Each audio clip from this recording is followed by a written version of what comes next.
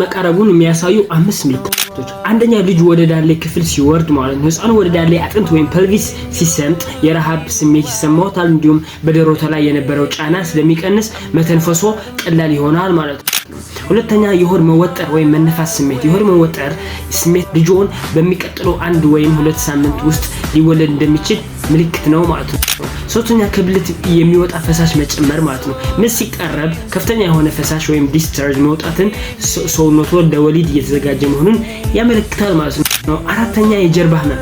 አንዳንድ እናቶች ሰውነት ወደ ምጥ ሊገባ መሆኑን የሚያሳይ የጀርባ ህመሞች ሊሰማቸው ይችላል ማለት ነው። ህመሙ ብዙ ጊዜ ከጀርባ ጀምሮ ወደ ሆድ ይሄዳል። በእርግዝና የመጨረሻው ደረጃ ላይ ከፍተኛ የጀርባ ህመም ካጋጠመው ልጅዎ ሊወለድ መሆኑን የሚያሳይ ግልጽ ምልክት ነው።